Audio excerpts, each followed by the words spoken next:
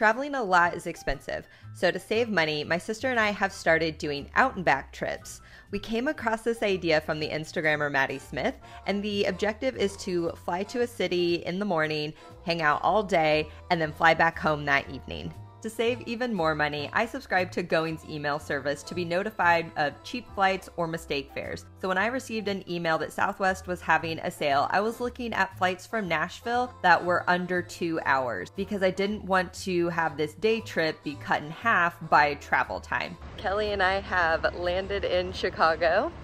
We are just doing a day trip, so just out and back from Nashville to Chicago all in one day.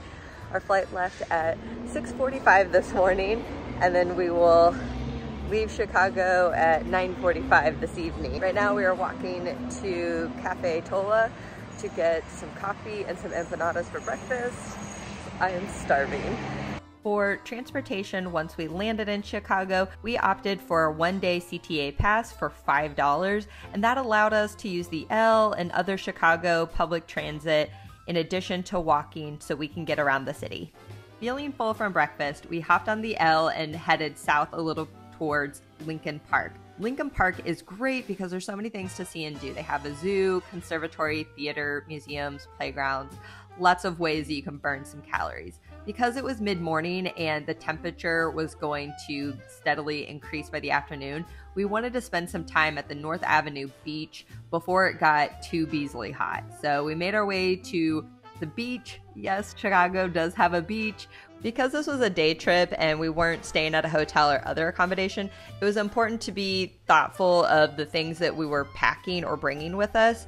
We weren't bringing a suitcase by any means. We opted instead for a small backpack or a sling bag. That way we could have access to certain items that we wanted to store, such as our wallet. I did bring a little bit of makeup and a hairbrush to touch up, as well as an umbrella because there was a small chance of rain.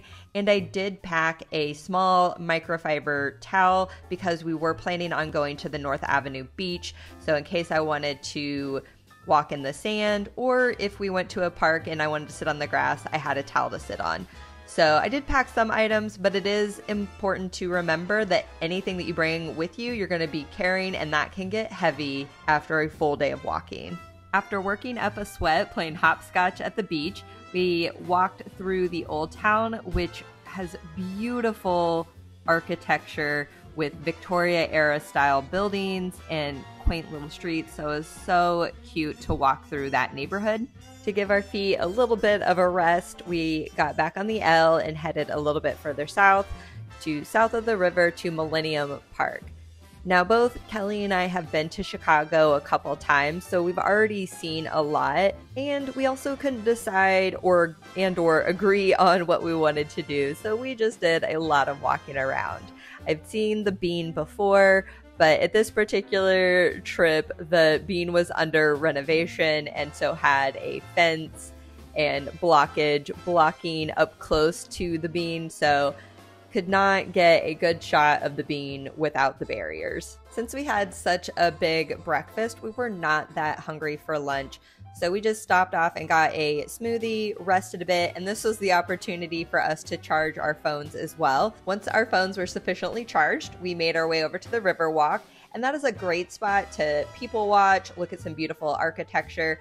I have done an architectural boat tour before, which was really cool and I suggest, but this trip we were just hanging out, so we really didn't do much of any tours. As it approached dinner time, we were definitely starting to get hungry by this point. So we made our way to River North, where we had reservations at the Italian restaurant Cortino and had so much food and probably a little too much wine.